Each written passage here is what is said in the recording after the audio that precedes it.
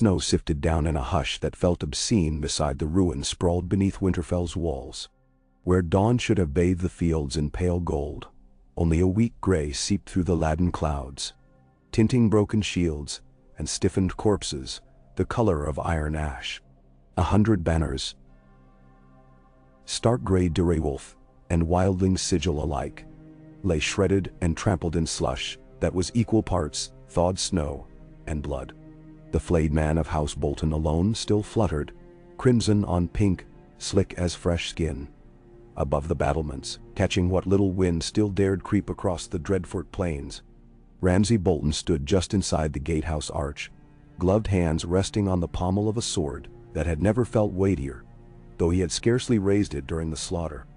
Men did that for him. Karstark cavalry circling left, Umbers driving the wildlings center, his own hounds darting out after ragged knights watched deserters when arrows and hoofbeats failed to end them quickly enough. He savored the memory, replaying each scream as an exquisite note in a symphony no bard would ever dare compose. Victory should have tasted of peppered red venison and mulled wine. Instead, it tasted like winter itself. Sharp, clean, merciless. He drew a breath, watching it plume before his lips in a thin white veil. Somewhere close by a horse shrieked, lame and trapped beneath a dead rider. The sound rose, cracked, and guttered out. Distantly, the old weirwood in the godswood loomed, its red leaves damp and drooping like a mourner's ribbons. He could almost hear the stupid heart tree crying for its stark kin. Childish, he thought. Trees cannot weep. Only men do, and the right pressure applied in the right place will make even the mightiest of them sob like babes. A leather-clad captain stepped forward and offered a curt bow. Cleaning up has begun, my lord. Prisoners number less than 300. We've ringed them in the western paddock. Fewer than 300. Ramsay let the numbers roll around his tongue. Out of what? 8,009. He shrugged, as though the count mattered little. Cull half before nightfall. Pick the healthiest for the dungeons, the rest for the dogs. Keep the prettier ones intact. I may need entertainment. Ben? The captain swallowed, eyes fixed a safe notch above Ramsay's shoulder. As you command. And the banners? Ramsay stroked the rough underside of his jaw, flecked where fresh-shaven skin fought the wind's bite. Replace every rag with ours before the next snowfall. If I catch so much as a sigil of the direwolf by dusk, you'll wear it as your new face. Yes, my lord, died he. A hasty bow, boot heels scraping stone. Then the man retreated. Ramsay turned, steps carrying him up the inner stairs toward the ramparts. The cold licked the exposed strip of neck above his cloak clasp, and though the chill smarted, it thrilled him too. Pain reminded him he was alive. Triumphant, while so many below grew stiff and silent. Jon Snow's gambit had been valiant enough, he supposed. Any fool could muster courage when winter approached on the march. Yet courage without cunning was a stag charging a spear wall. The bastard of Winterfell had met the bastard of the Dreadfort, and discovered whose wits were sharper. Atop the gate tower, the wind sharpened. It carried a reek of ash from smoldering siege engines and a sweeter scent, iron fresh and unmistakable. Ramsay inhaled deeply, eyelids fluttering. Then he looked eastward, where the field sloped into rough drifts mottled by half-buried shapes. A single plank bridge had been laid across the churned snow to allow carts to ferry wounded within. The wounded belonged to Ramsay's own lines, of course. The enemy had no claim on mercy. At the far end of that makeshift pass, Sansa Stark waited between two Bolton guards. Her hands were bound, cloak sodden, auburn hair matted by sleet. She stared at nothing, gaze fixed somewhere beyond the yard, beyond the sky, as though seeking a freedom only dreams could deliver. He almost admired her composure. Almost. Lady Bolton, he called down, letting the title twist off his tongue like a serrated blade. At the movement, her gaze slid to him. Ice, fury, despair layered like winter sediment. You chose the wrong side. She said nothing, but the cord of her throat trembled. That hint of vulnerability quickened his pulse. How glorious to break her again and again until the tremble became worship. A runner clattered up behind him, breath pluming. My lord. Smalljan Umber sends word. He's found. Snow. Alive? The single word shot quick and bright as a quarrel. Barely. Dragged him from a pile near the western ridge. He breathes, but ribs crushed, shoulder torn. Ramsay smiled. Slow as frost spreading across a pond. Chain him to the highest cells in the great keep. I want him fed and kept warm enough to linger. Hope is best salted slowly. The runner bowed. As you say. Ramsay's thoughts skipped ahead. A living Snow meant leverage. A name known from the Wall to White Harbor. A rallying figure for fools who still believed honor mattered. With that man shackled and paraded, the North would bend. Or snap. Either suited him. Below, atop the broken remnants of a stark standard, crows already gathered. They picked at woolen sleeves stiff with night's freeze, hopped along spear hafts, and took to the air in ragged flutters whenever a cart jostled. The cawing rose, fell, rose again. Raucous, hungry, endless. He turned at a scuff of boots. Karlan Karstark approached, helm under one arm, night-black hair tangled with sleet. His eyes, storm gray like the sky, flicked briefly toward Sansa below, before settling on Ramsay. My lord, Karstark began. There's fear among our men. Wildling bodies foul the trenches, and their ghosts, some say. Ghosts? Ramsay laughed. Has fear of children's tales seized the Karstarks so quickly? Karstark stiffened. We slew foes in daylight. Yet snow buries the dead too thick, and still they claim hands push up from beneath. Some swear they saw the giant's corpse move. Men so. One was a mountain of meat. Muscles contract in death. His size only makes the twitching grander. Ramsay clapped the other man's shoulder. A gesture too firm to be friendly. Tell them giants don't rise, they rot like the rest. If a hand breaks the surface, chop it off and feed it to the dogs. The dogs never doubt what's dead. Karstark nodded, though unease lingered behind his eyes. Gather your riders, Ramsay went on. I want ravens sent to every keep before nightfall. The flayed man flies from Winterfell, and those who bend the knee by first thaw will keep their castles. Those who hesitate will learn new sympathies for the cold. Now, with respect, some houses fought with Stark under threat. They may. Threat breeds loyalty quickly when the flayer's knife slides behind the ear. Ramsay's tone never lifted above conversational. Do you doubt that, Lord Karstark? Karstark's jaw set. No, my lord. Good. Then we understand one another. Karstark departed, boots crunching in frost that had begun to reclaim the stones. Ramsay watched him go, then returned his gaze to the captive woman below. Her pale face lifted to meet his eyes again, venom sparking like embers trapped in ice. For an instant he pictured that venom melted, lips parted in surrender, eyes glassy with fear or desire or both. He would find out which before the season turned. Snow began to fall harder now, flakes thick and slow as ashes falling after a pyre feast. Dawn had surrendered. Mid-morning brought no warmth. Ramsay pulled his cloak tighter and started down the stairway. In the shadowed crypt beneath Winterfell, Jon Snow drifted in a haze of half-conscious agony. He surfaced to pain, white, blinding, then slipped under again into a feverish realm where ghosts marched unending across the ice. Sometimes he saw the Giant One roaring as bolts pierced his chest. Sometimes he saw Rickon, little brother, flying across the field in ragged zigzags before the arrow found its home. Most often he saw Sansa, face streaked with tears and mud, shouting something he could never quite hear. He woke properly just once that first day. Chains bound his wrists high against a damp stone wall. His feet barely brushed straw strewn across the floor.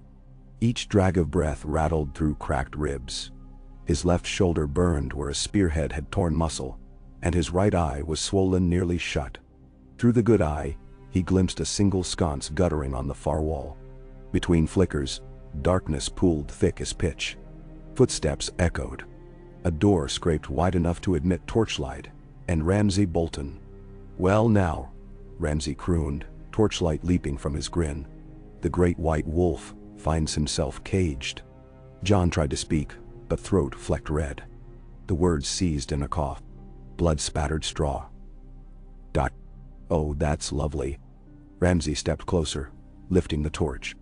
Black and red together, it suits the stark complexion. He clicked his tongue. Or should I say snow?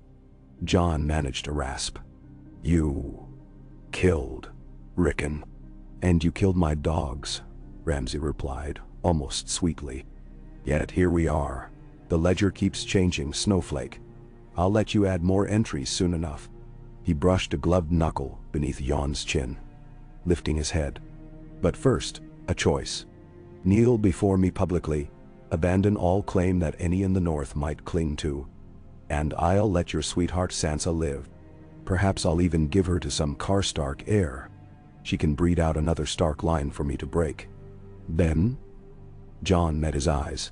Hatred surged so bright it almost masked the pain. If you touch her, you'll hang here. Ramsay withdrew, torchlight skating across damp walls. 3 days, maybe 4. Then I'll bring her in to watch what's left of you beg. He turned, cloak swirling. Sleep now, bastard. You'll want your strength. Nah. The door closed, sealing blackness behind him. In that absolute dark, John swallowed a groan.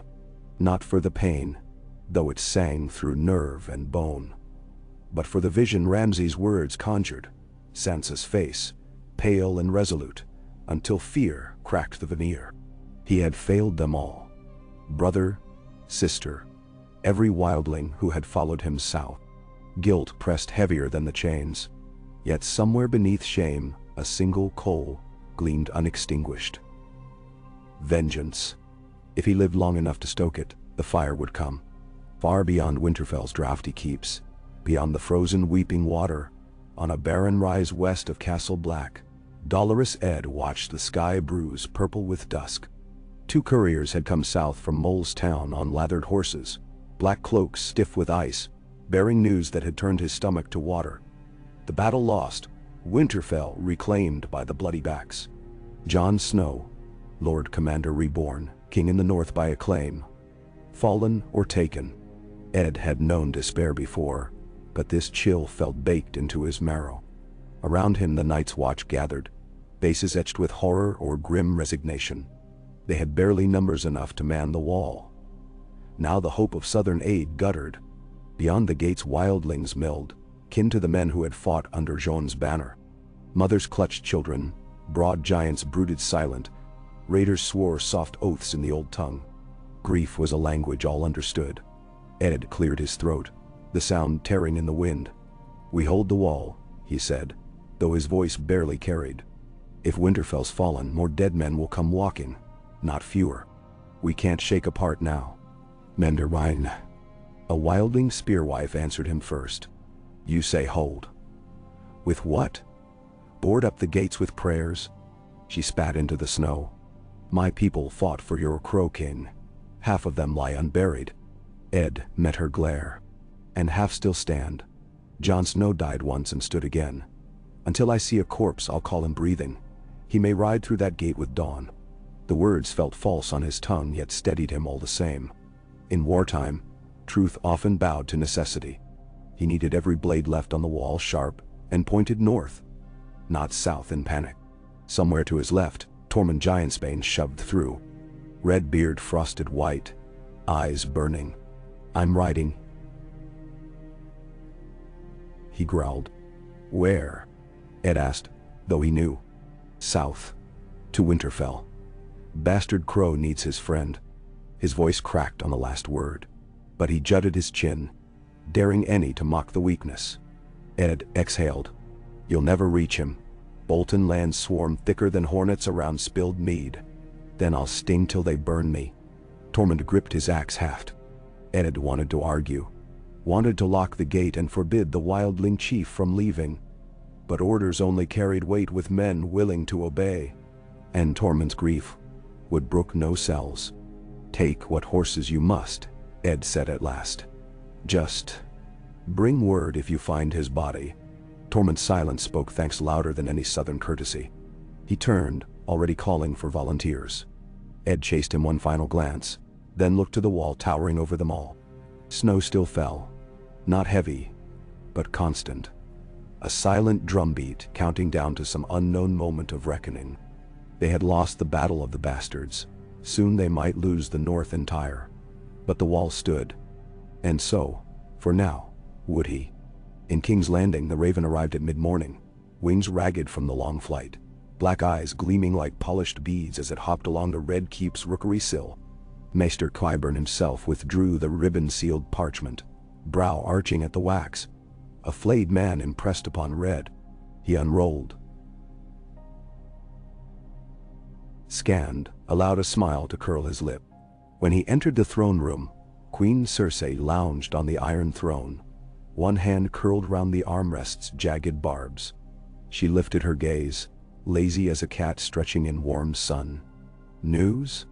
"Triumphant, your grace." Qyburn bowed, parchment held between ringed fingers. "Ramsay Bolton reports a decisive victory over enemies of dubious legitimacy.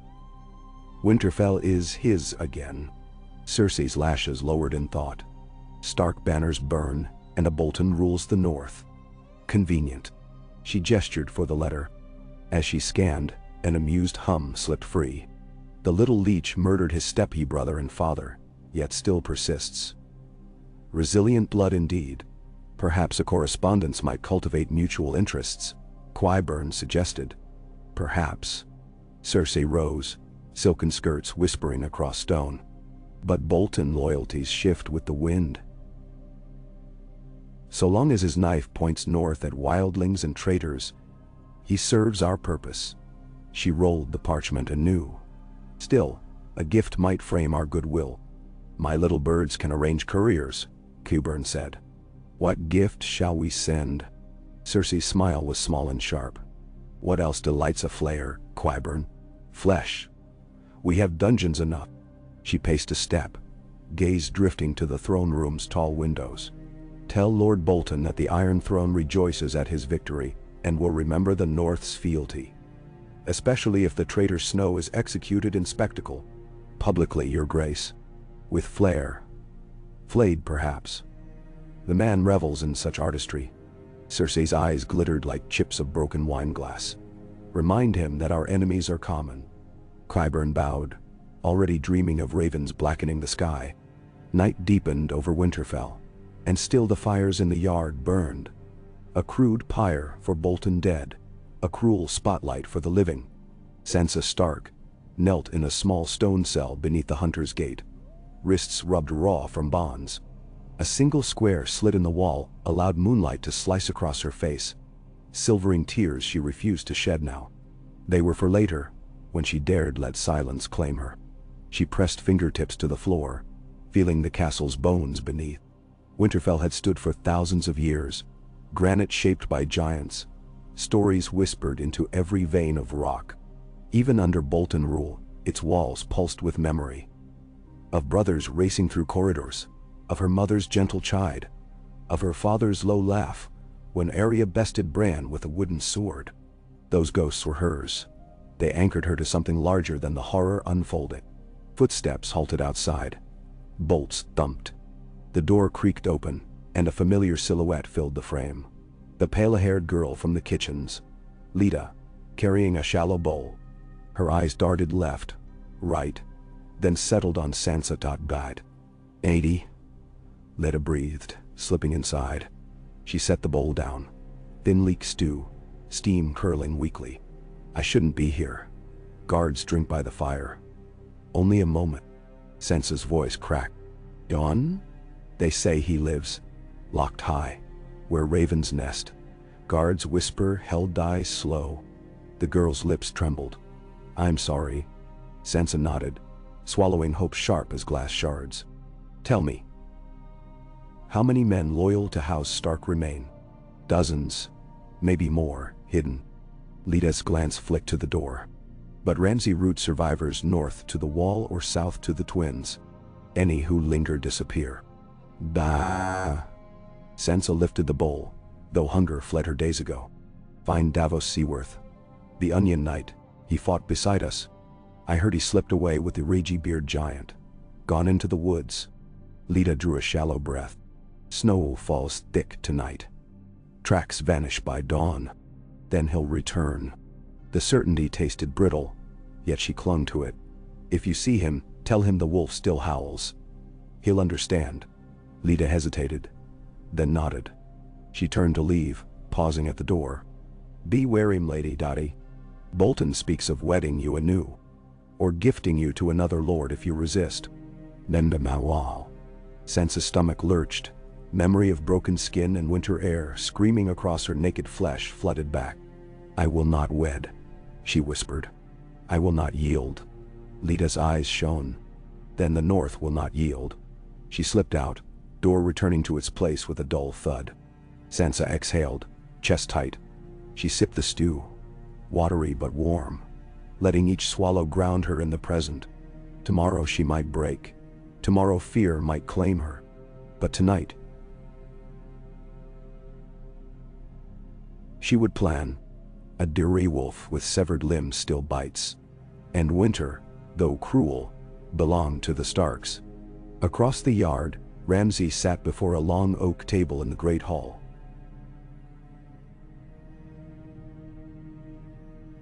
Scrolls unfurled like flayed skins before him.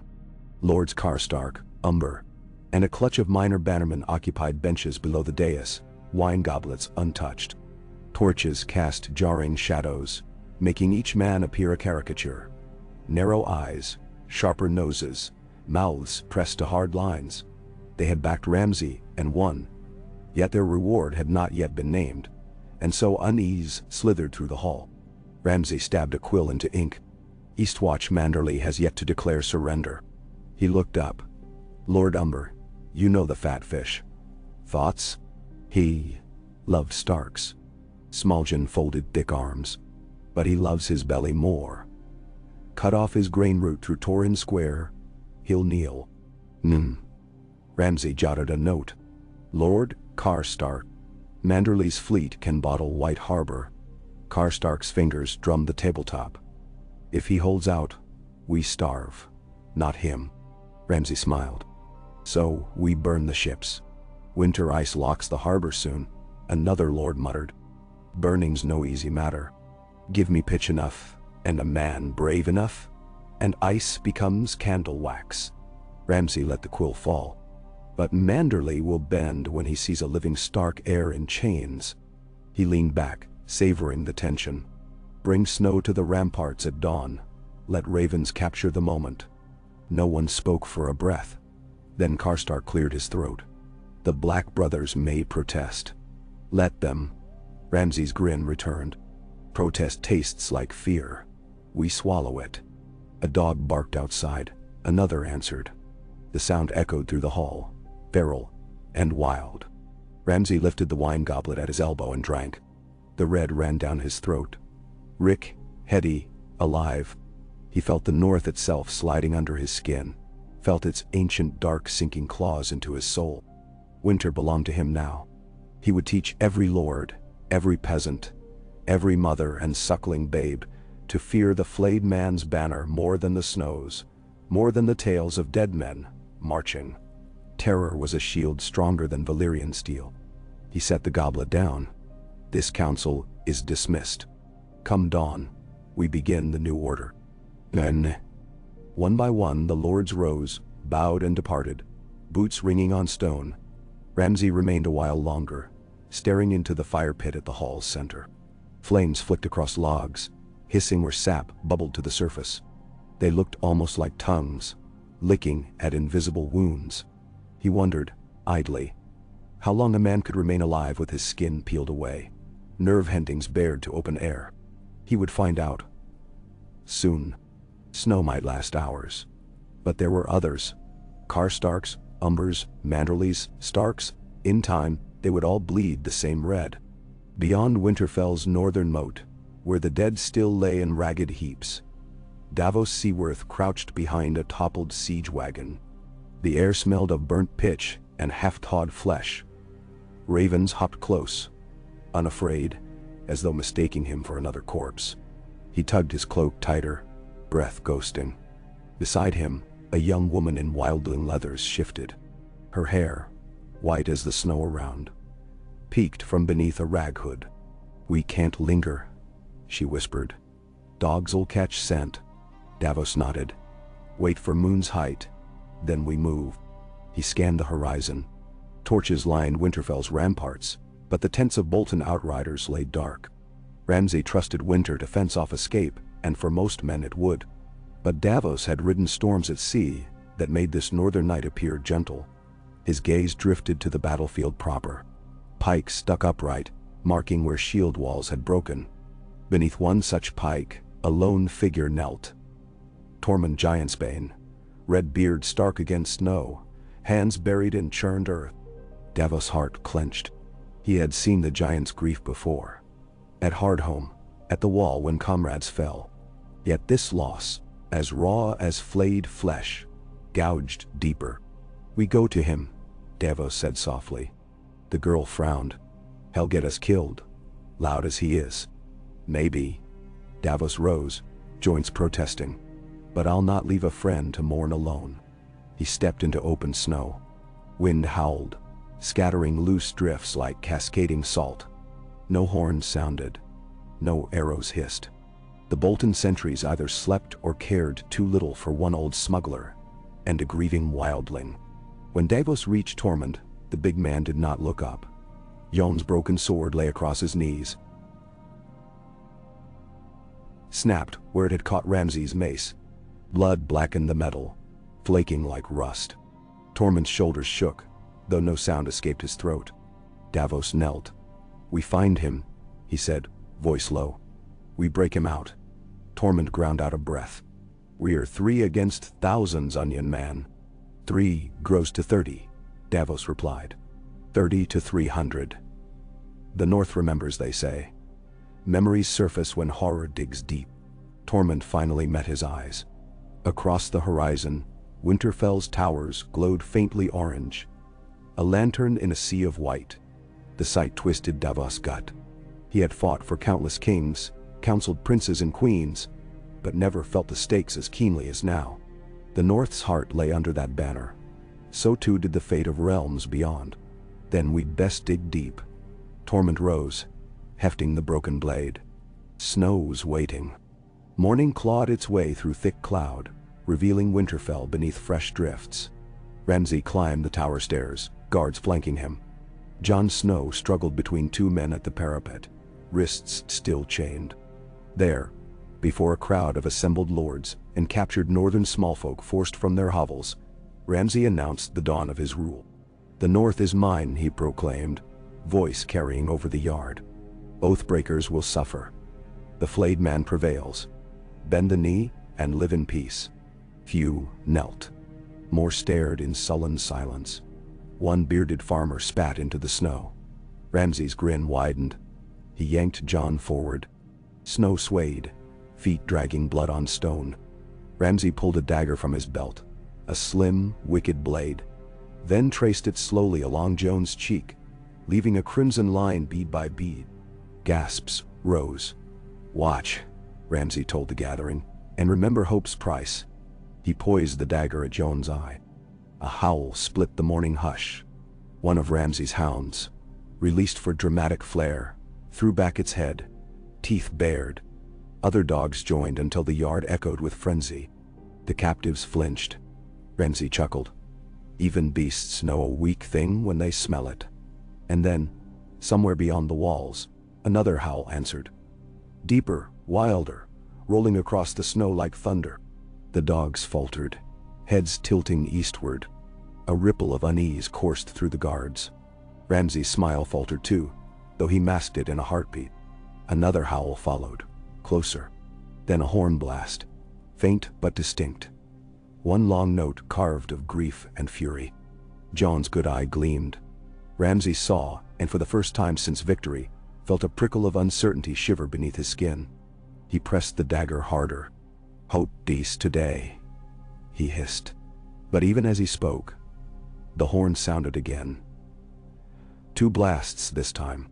Somewhere south of the walls, wolves howled anew, and the north, long thought to cower, began to stir. Okay. A hush settled over Winterfell's broken courtyard as the last echo of the horn faded beyond the snow-choked trees. Ramsay let the dagger rest against Yon's cheekbone, the bright edge glinting cold and wet in the dim morning light. A ripple of doubt twisted under his ribs. Small, sour, unwelcome. Yet he forced a smile. No omen, no stray blast of some deserter's war horn would unseat him now. He had won. And victories, once carved, remained. But his hounds did not share the certainty. Hackles bristled, noses lifted, and a fretful whine replaced the earlier eager yelping. Jon's one clear eye flicked toward the forested ridge to the east where the gray light gathered, and Ramsay followed the glance. The tree line stood still, trunks stark as splinters beneath their weight of powder. Empty. He thumbed away the bead of Jon's blood collecting on his blade. Another horn call broke the quiet.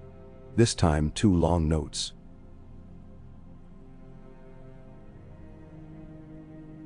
Rolling off the frost-hardened field, men along the parapets shifted, trading looks.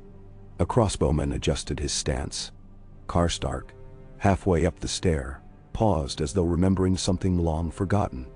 3 of the mangy dogs pressed near the tower's base began a low, guttural growl that rumbled like angry kettles. The dagger wavered. Ramsay pressed harder to compensate, opening a deeper red groove along Jon's cheek. The captive hissed, but said nothing. Blood trickled down his jaw, dripping to the snow-dusted stonework of the rampart. Far beneath them, the clutch of small folk and captured free folk remained corralled against the inner wall. No more than 100 hearts left beating among thousands stilled. Yet even they stiffened at that horn. Eyes lifted. Hope rekindled in flickers of disbelief. Ramsay's gaze snapped to them, and fury sharpened every edge of his expression. Hope was a weed. He would pluck at root and stem before it took hold again. A whisper of wings spun him half round. Ravens arrowed above the battlements, black feathers stark against overcast sky. 3, 5. Then a dozen more, beating south as though heralding something hidden in the snows. Ramsay felt the castle itself tremble. No, not stone but men, a shiver of uncertainty passing from guard to guard like winter's chill through cracked leather. He sheathed the dagger in a single sharp motion. "Bring him inside," he commanded. "Secure every gate, double each post, and have the hounds scour the eastern wood. I want answers for those horns, and I want them before the next breath mists the air." 2 soldiers dragged Jon back from the parapet, chains scraping granite. Blood streaked his torn doublet. The footprints he left gleamed crimson. The watchers below erupted in uneven murmurs that died at a glare from Umber's men. Ramsay turned on Karstark, who had ascended the last steps. "Lord Karstark, your riders ring the north approach. Any man within bowshot who is not ours, kill. Any banner but ours, burn." "Mentee." Karstark dipped his head, but doubt lingered behind his eyes. "Ay, my lord. Do not falter." Ramsay stepped close, voice low yet keening with promise of violence. "Victory belongs to those who finish their enemies, not to those who stare at the tree line like startled hares." Karstark withdrew, cloak swirling down the stair. Ramsay exhaled, slow, and allowed himself a final look toward the east. Snow still fell in lazy veils.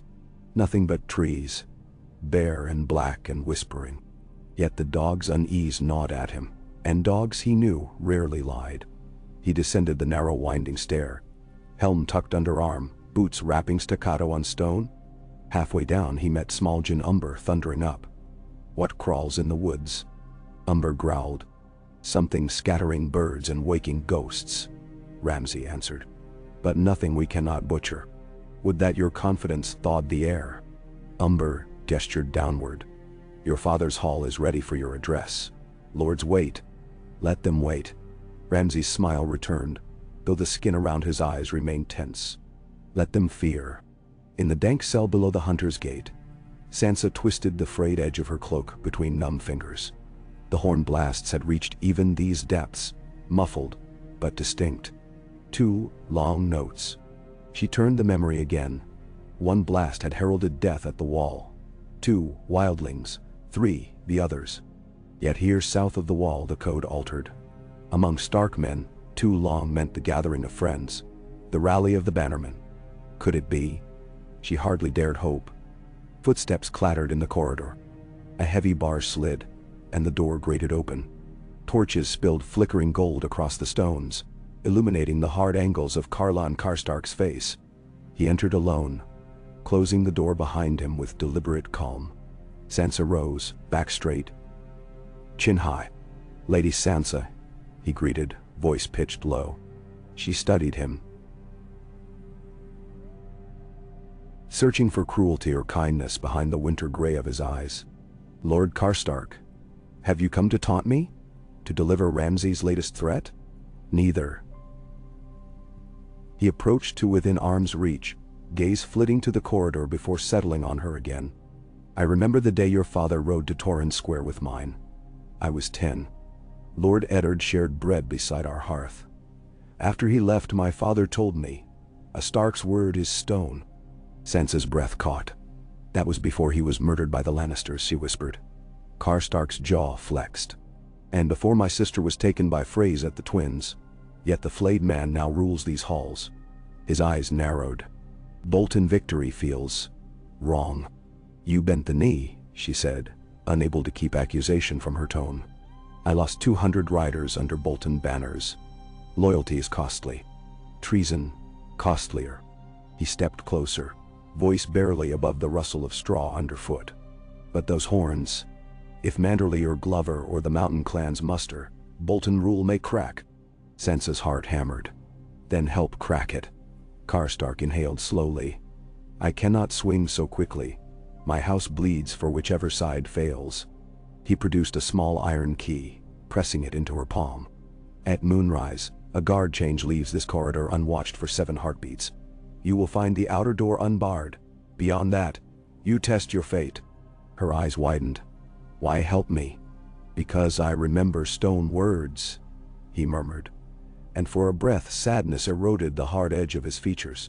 "And because my father once said treachery deserves only winter's mercy."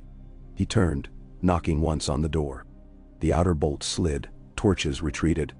The door shut and locked again, leaving her in shivering gloom with only the iron key warming slowly in her grasp. She clutched it to her chest. Duty warred with fear. Escape meant running blind into a storm.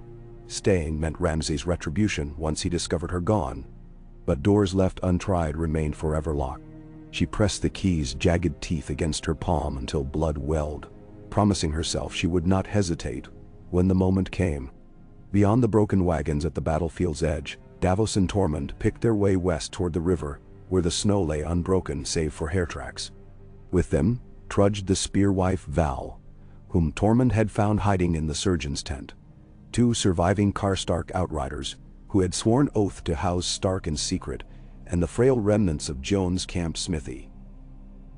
A boy no older than 15, named Baron, armed with nothing but a hammer still crusted in giant's blood. The hornblower, they discovered, was a northern scout named Rafe Talltree, who had followed the Bolton hound packs through the forest for 2 days, awaiting chance to sound alarm. When Davos asked what force he served, Rafe shrugged. "Dead men mostly, but their ghosts push us on. Glover sends a few, Mormont more. Manderley promised ships, but the ice came early. We're scattered, yet we gather." His breath fogged before him. "The North remembers, sir." The phrase lifted Davos' heart even as it twisted with grief. Remembering was not enough. They must act. Night pooled purple between ranks of leafless birch. They crossed the icy ribbon of the White Knife by crawling single file along a felled tree trunk, water swirling black and silent below. On the far bank, Tormund halted them with a clenched fist.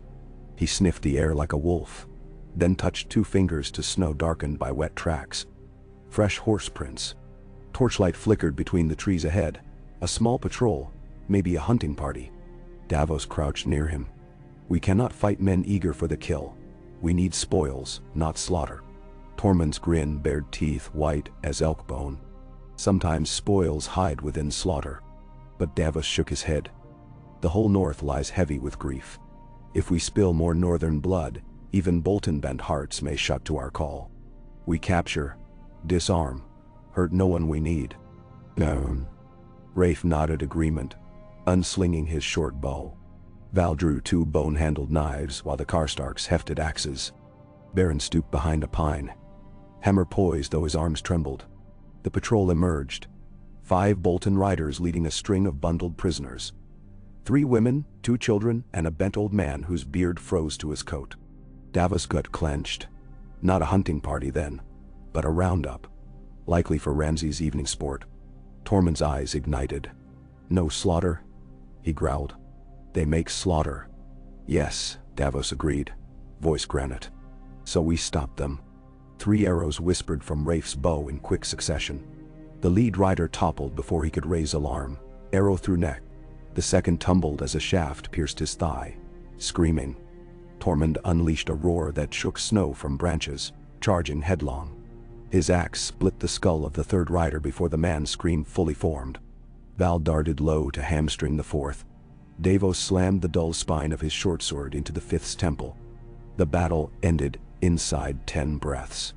Prisoners cowered until Davos knelt, lifting trembling hands in peace. "You're safe now," he whispered, feeling the lie but needing it said. One of the children, a girl with copper curls crusted in frost, reached out and touched his wooden finger, fascination flickering through fear. He swallowed the knot in his throat. Tormund dragged the wounded rider to the trunk of a birch, binding the arrow-torn thigh. "Speak," he snarled. "How many ride scout on eastward lines?" 8 patrols, the man gasped. "Each 5 strong. Dogs too. They sweep every watch." "Where are they bringing prisoners?" "Inner kennels," the rider whispered, shame clouding his eyes. "Lord Bolton feeds those who linger to the pack." Val struck the man's temple, knocking him cold before Tormund could swing his axe. "We take his coat and mounts."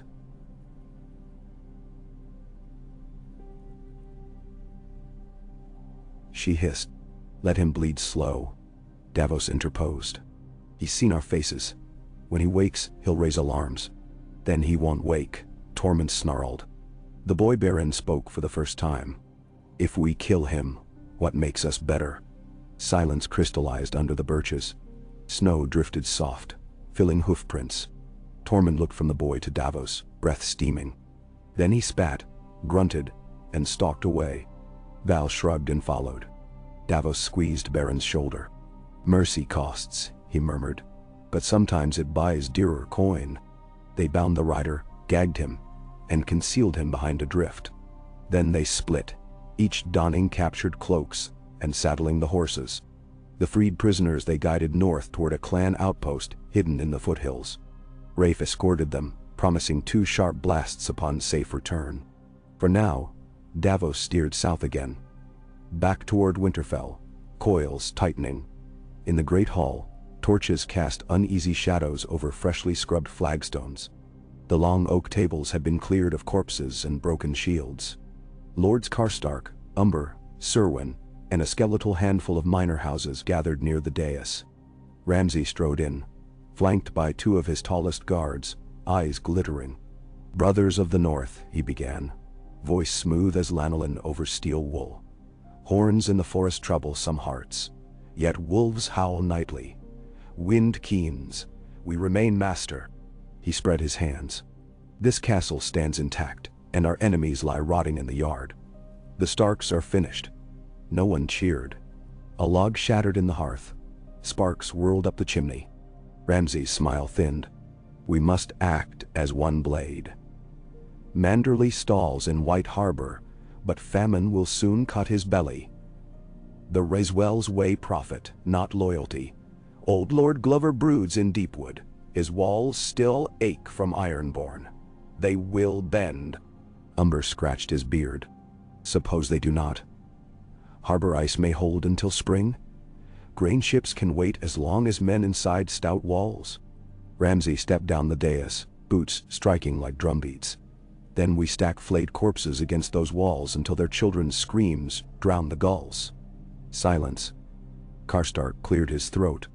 "My lord, fear sharpens a blade, but push too hard, and even the meek grow claws. Some say the dead rise in the north forests. White shadows, Blue eyes.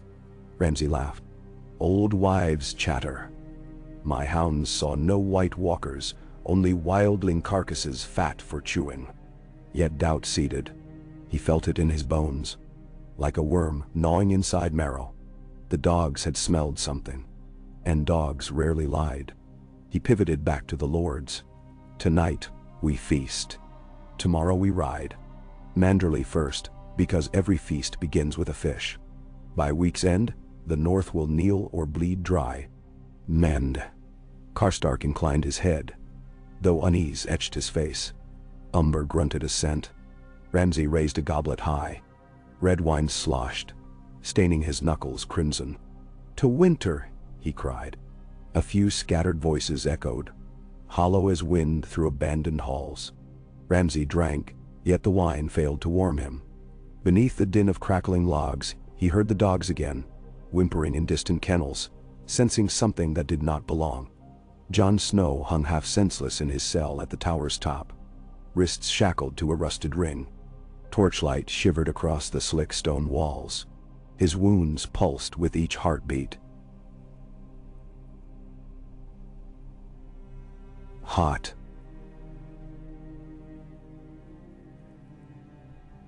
Swollen. Alive. He drifted between waking and memory,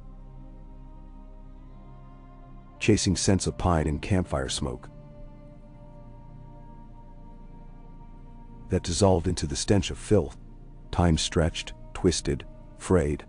At moments he felt himself atop the wall again, wind screaming past, Ygritte's red hair bright in the snow. At others he lay in the crude halls of Craster's keep, ghostly babes wailing. But always the vision ended at Winterfell's yard, Rickon running, arrow black as the night's kiss piercing small flesh. A key scraped metal. The door groaned, and Sansa slipped inside like a pale wraith, cloak hood shadowing her face. Her breath came in quiet gasps. Snowflakes melted on her lashes. Jon blinked, certain this was another waking dream. She crossed the stone floor, chain clinking softly at her waist, candle in trembling hand. Dawn.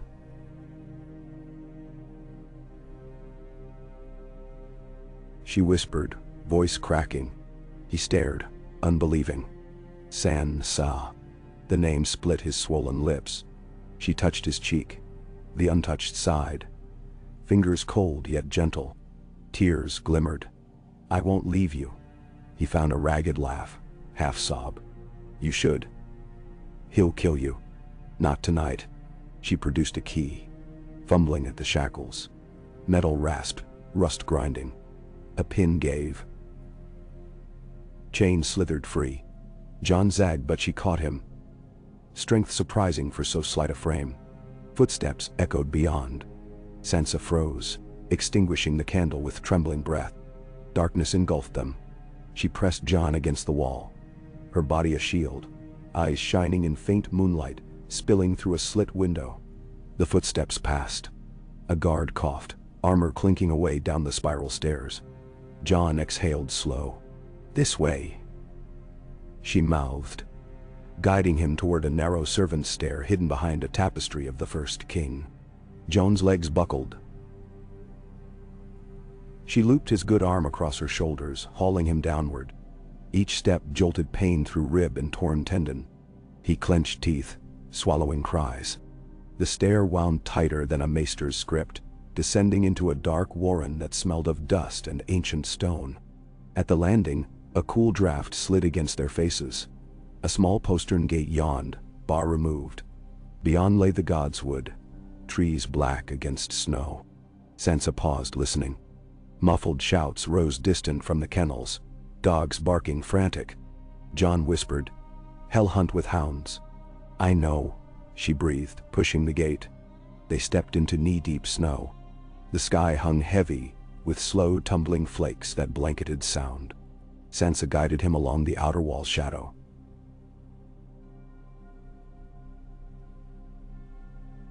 Slipping between drifted barrels and broken cartwheels, until they reached a gap where the wall joined an older curtain of crumbling stone.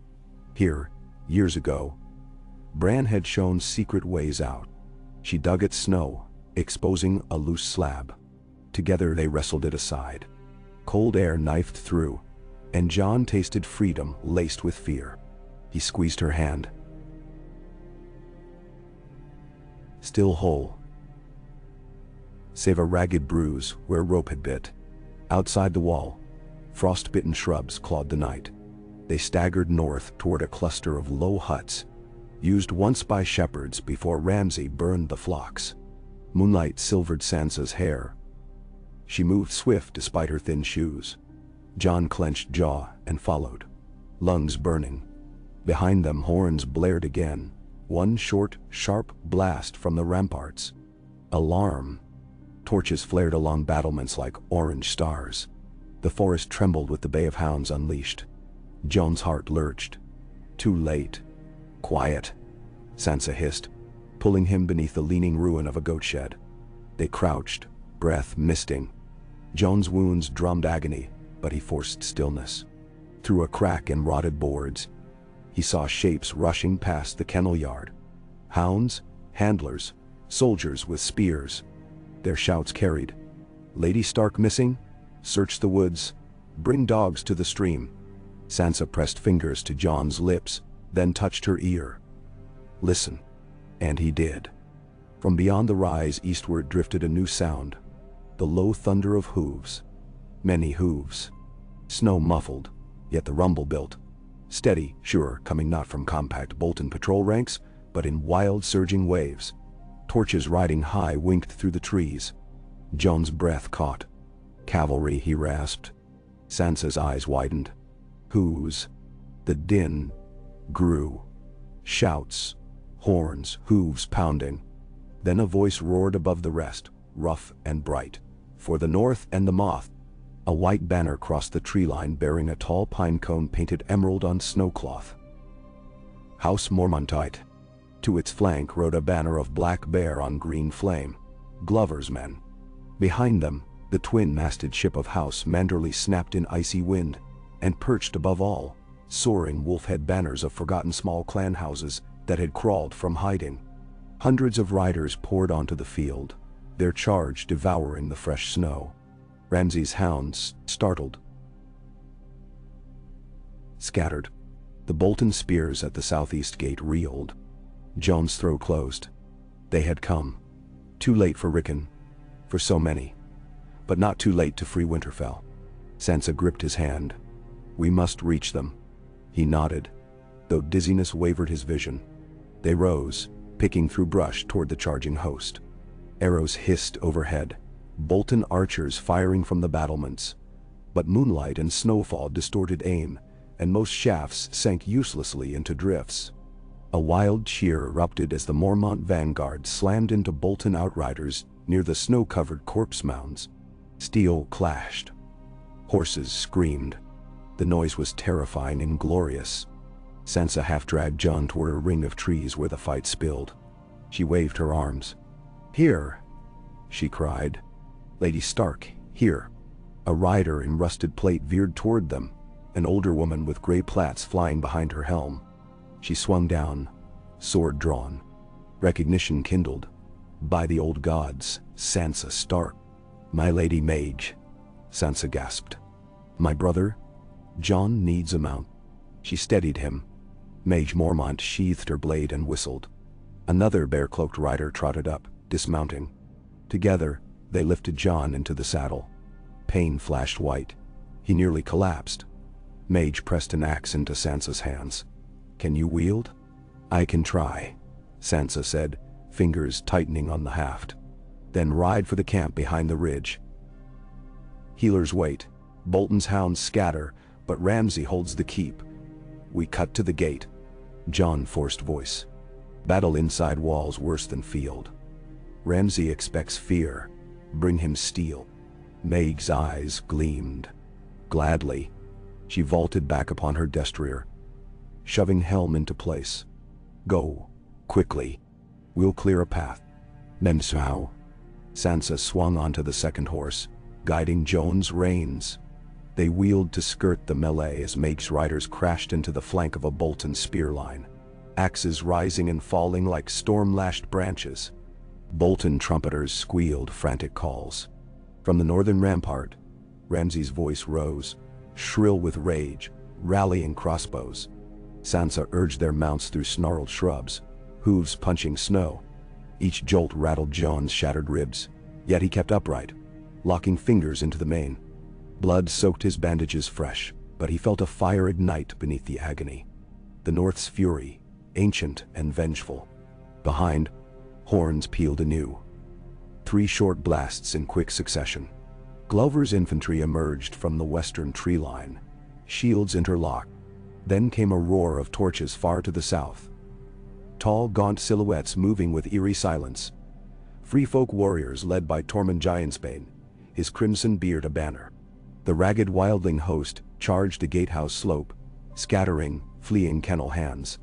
Their war cries melded with clan whistles and manderly drums until the night itself seemed to howl. Ramsay Bolton stood on the gate tower, face pale, cloak thrashing. He witnessed his careful order unravel, the fear he'd sown now blooming against him. He snatched a horn from a guard's belt and blew twice. "Rally to me." But the note wavered, cracked. Some lords answered. Karstark's banner realigned before the gate. Umber's line wheeled left, but many men looked to the surge of northern sigils and hesitated. Wolves called to older loyalties. In that moment of splintered resolve, a rumbling groan rolled across the field. Snow exploded skyward as a massive shape rose. One wound's corpse, splayed before the broken barricade, convulsed. A shout rose, fear, disbelief. Then shoulders heaved as if some unseen puppet jerked strings. But the dead giant did not rise.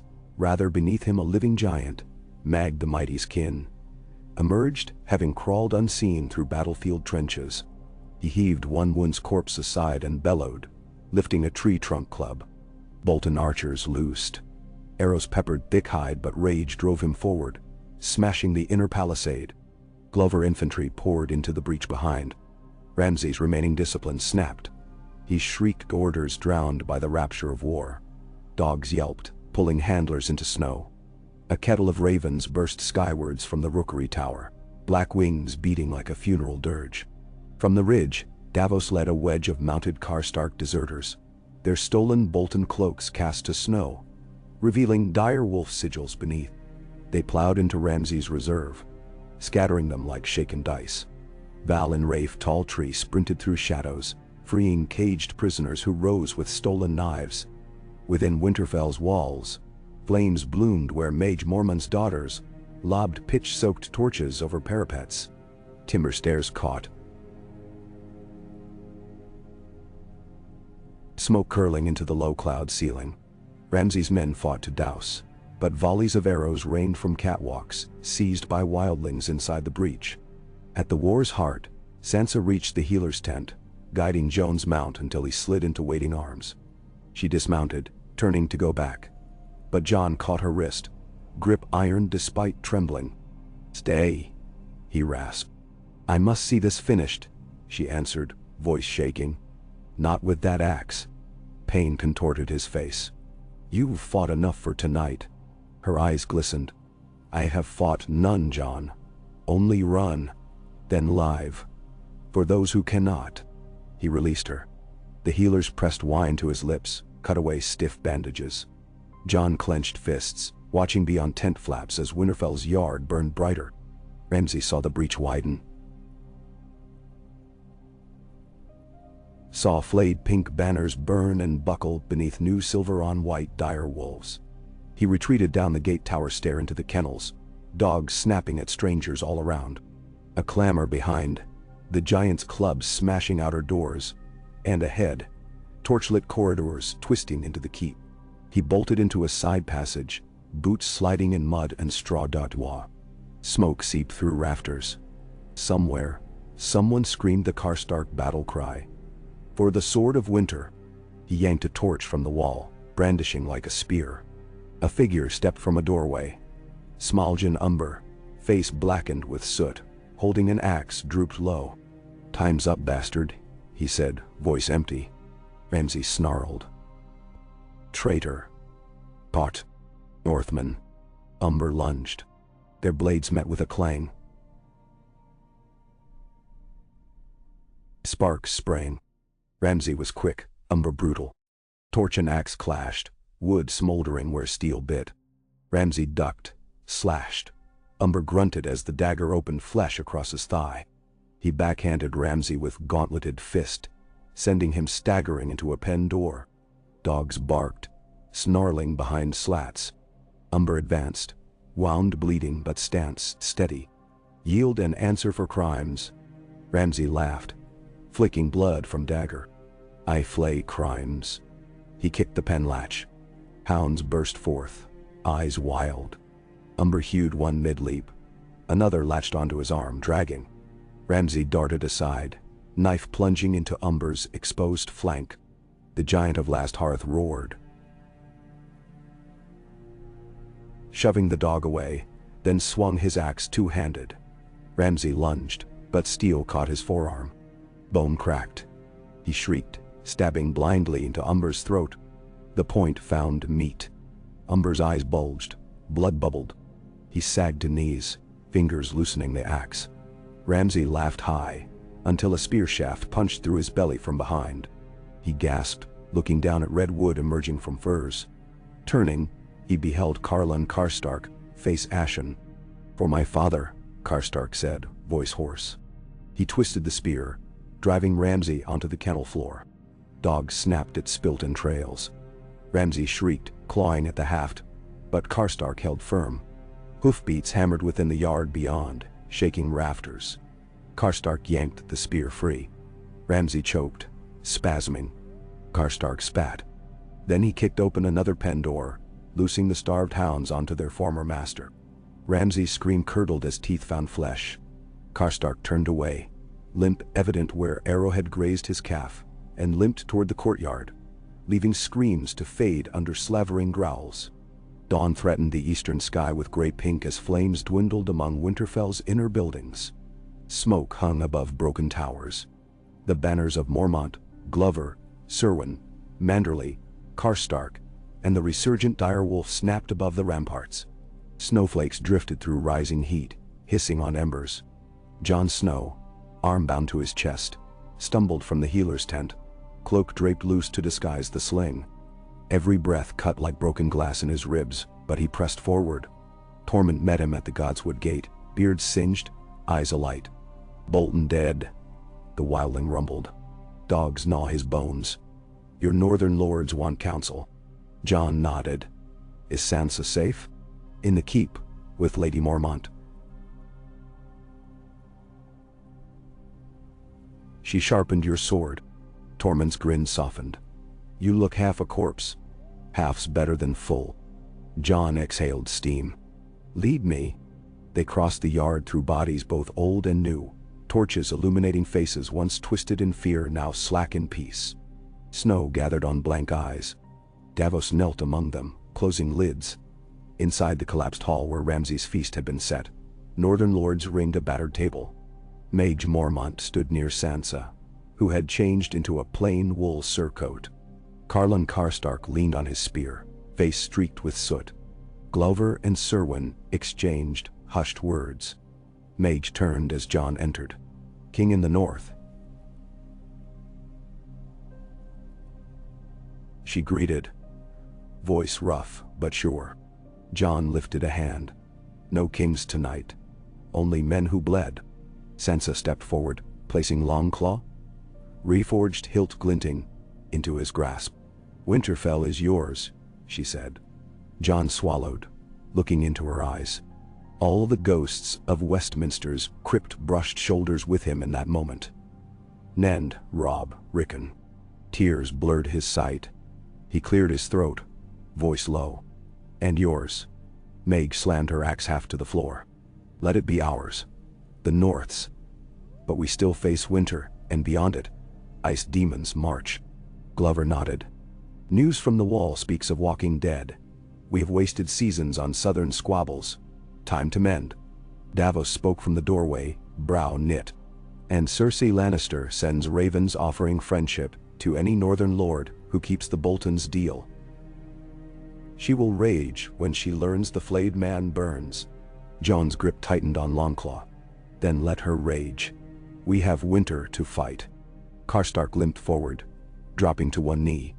I wronged the Starks.